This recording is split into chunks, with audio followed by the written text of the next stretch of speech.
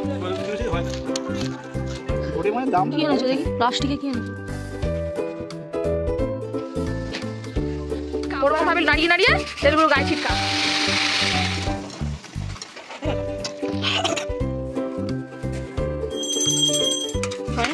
নমস্কার বন্ধুরা, শ্রেয় ঝুমা ব্লগে সকলকে স্বাগত। আশা করব সকল বন্ধুরা ভালো আছেন, সুস্থ আছেন, আমরাও ভালো আছি। আর আজকে হচ্ছে সানডে, আর ব্লগটি আমি এখান থেকেই শুরু করলাম বন্ধুরা। আর এখন বাজে প্রায় 11:30 আর সকালে টিফিন হচ্ছে, কারণ ছেলে পড়তে গেছিলো, সেই জন্য মুড়ি চাট করে মুড়ি মাখা হচ্ছে। পেঁয়াজ, শসা, গাজর, লঙ্কা, ধনেপাতা, চানাচুর সমস্তটা দিয়ে চাট করে মুড়ি মেখে খাওয়া হবে।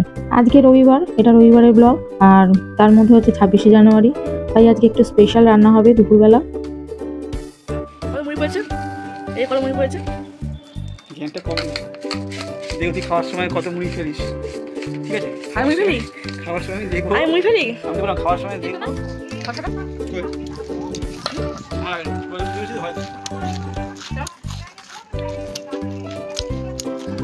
কি এনেছো দেখি? প্লাস্টিকে কি এনেছো? খোলো দেখি। আজকে হবে স্পেশাল বিরিয়ানি, আর তার জন্য চালটাকে আমি ভিজিয়ে রেখে দিয়েছি প্রায় আধ ঘন্টা মতন। আর এই যে বসিয়ে দিলাম ভাতটা হতে, আর তার মধ্যে তেজপাতা দিয়ে দিলাম, আর গোটা গরম মশলা সমস্তটা দিয়ে দিলাম, আর পরিমাণ মতো নুনও দিয়ে দেবো, দিয়ে ভালো করে ফুটিয়ে নেবো ভাতটা। আর আরেকজনের তো 3 মাস ধরে সাইকেলের রিপেয়ারিংই হয়ে যাচ্ছে। রান্না হচ্ছে বন্ধুরা চিকেন বিরিয়ানি, তার জন্য আদা, রসুন আর টমেটোটা পেস্ট করে নেবো মিক্সারে। আর বিরিয়ানিতে দিতে হবে আলুটা তো ভালোভাবে ভেজে নিতে হবে, সেই জন্য নুন আর হলুদ দিয়ে লাল লাল করে আলুটাকে ভেজে নেবো, না হলে টেস্টটা ঠিক আসবে না।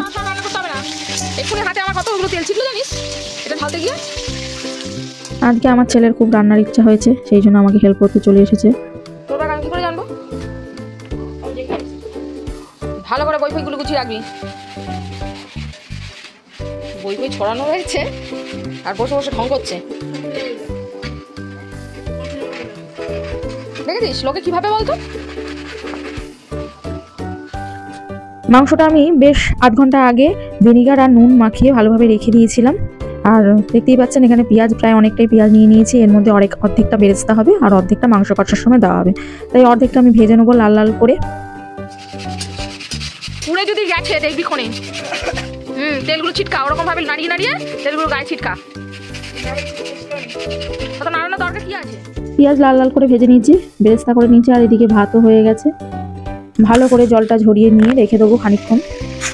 ভিনিগার আর নুন দিয়ে ম্যারিনেট করে রেখেছিলাম, এবার এটাকে হালকা করে ভেজে নেবো, মানে ডিপ ফ্রাই যেন না হয়, হালকার মধ্যে হবে, কালারটাও একটু হালকার মধ্যে থাকবে। খুব বেশি ভাজা হয়ে গেলে আবার টেস্টটা ঠিক ভালো লাগবে না। আর ভাতের ফ্যানটা ঝরিয়ে একটু খোলাভাবে রেখে দিলাম। আর এদিকে আমার মাংসটাও ভাজা হয়ে গেছে, দেখতেই পাচ্ছেন খুব বেশি ভাজিনি, হালকা করে একটু ভেজেই তুলে নিচ্ছি। এভাবে সমস্ত মাংসটাই আমি ভেজে নেবো। আর হাফ গ্লাসের একটু কম দুধ নিয়েছি, আর তার মধ্যে হাফ চামচ মতন জাফরান আমি মিশিয়ে রেখে দিয়েছি। অর্ধেকটা পেঁয়াজের তো বেরেস্তা হয়ে গেছে, আর অর্ধেকটা পেঁয়াজ ভালো করে তেলে হালকা করে নেড়ে ভেজে নেবো।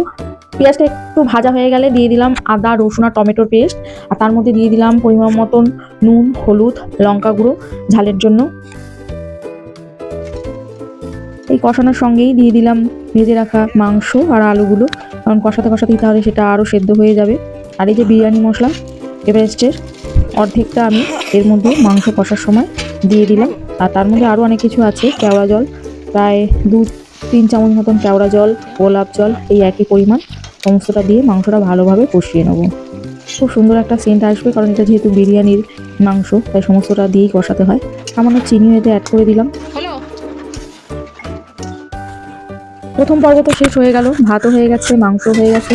এবার এটাকে তো সাজাতে হবে, বিরিয়ানিটা দিয়ে সাজিয়ে নিয়ে লো ফ্লেমে বসিয়ে রাখতে হবে, তাই সাজাতে বসে গেছি। এই হাঁড়ির মধ্যে নিচটা আগে রিফাইন তেল একটু গরম করে ছড়িয়ে নিয়েছি, আর তারপরে খানিকটা ভাত দিয়ে দিলাম, আর মাংস, আলু, গ্রেভি সমস্তটা ছড়িয়ে দেবো। তারপর দিয়ে দেবো বেরেস্তা, পেঁয়াজটা যে লাল লাল করে ভেজে রেখেছিলাম সেই পেঁয়াজটা দিয়ে দেবো, আর বিরিয়ানি মশলাটাও খানিকটা এর উপর ছড়িয়ে দিলাম, আবার তার মধ্যে আবার ভাত চাপিয়ে দিলাম। তো এইভাবে একই প্রসেসে আমি বারবার করে করব। এটা যতটা ভাত সেই পরিমাণেই করতে হবে। আমি এটা নিয়ে 3বার ভাতটা দিয়েছি, প্রথমে একবার, আর এইবার দিলাম আরেকবার, 3বার দেওয়া হয়েছে। এরপর সম্পূর্ণ ভাতটাই আমি এর মধ্যে দিয়ে দিলাম, আর মাঝখানে দিয়ে দিলাম একটু ছোটো শিশির 1 শিশি আতর, যেই দুধের লিকুইডটা আমি করে রেখেছিলাম সেটাও চারিদিকে ছড়িয়ে দিলাম ভাতের, আর দিয়ে দিলাম 2-3 চামচ ঘি, আর উপর দিয়ে একটু নুনও দিয়ে দেবো। নুনটা আপনারা মাঝে মাঝেও দিতে পারেন, আর যেহেতু ভাতটা নুন দিয়ে সেদ্ধ করা হয়েছে আর এদিকে মাংস তো নুন রয়েছে, তাই নুনটা বুঝিয়ে দিতে হবে। এবার হাঁড়িটাকে লো ফ্লেমে চাটুর উপর বসিয়ে রাখলাম, আর পাশে একটু বেগুনি ভেজে নেবো। এটা আমার ছেলেই ভাজতে বসে গেছে, আর আমার হাজবেন্ড পুজো দিচ্ছে। আজকে রবিবার, আর তার মধ্যে 26শে জানুয়ারি স্পেশাল কিছু না হলে হয়, সেই জন্যই বেশি কিছু না, বিরিয়ানি, এই বেগুনি আর স্যালাড। তা দুপুর হয়ে গেছে, তো এখন বাজে প্রায় 2:30 বেজে গেছে এইসব জোগাড় করতে করতে। আর এবার খেতে বসে গেছি বন্ধুরা 3 জনে মিলে, আর দেখতেই পাচ্ছেন। তবে গন্ধটা তো আপনারা পাবেন না, সমস্তটা নিয়ে বসে গেছি। মাংস খানিকটা এখানে কাই মতন করা আছে, খুব সুন্দর একটা গন্ধ বেরোচ্ছে বিরিয়ানির, কিন্তু আপনারা তো আর বিরিয়ানির গন্ধ পাবেন না। তো যাই হোক বন্ধুরা, একটু দেখেই নিন কীভাবে আমি করলাম। আমরা তো সময়ের অভাবে সবসময় দোকানের দিকেই ছুটি, কিন্তু ঘরোয়া এরকম বিরিয়ানি করে নিলে যে কতটা ভালো লাগে, আর স্বাস্থ্যের পক্ষেও ভালো, কারণ দোকানে তো সমস্তটাই রিচ হয়, আর অনেকটা মশলা আর অনেকটা গন্ধ থাকে, নানা রকম জিনিস দিয়ে আরও বেশি রিচ করে রাখে। আর ঘরেতে দেখবেন একটু হালকার মধ্যে হয়, আর খেতেও ভালো হয়, আর শরীরও ভালো থাকে। আজকের আমার ব্লগ ভিডিওটি বন্ধুদের কেমন লাগলো, আর সাথে আমার বিরিয়ানি রান্নাটা অবশ্যই কমেন্ট করে জানাবেন।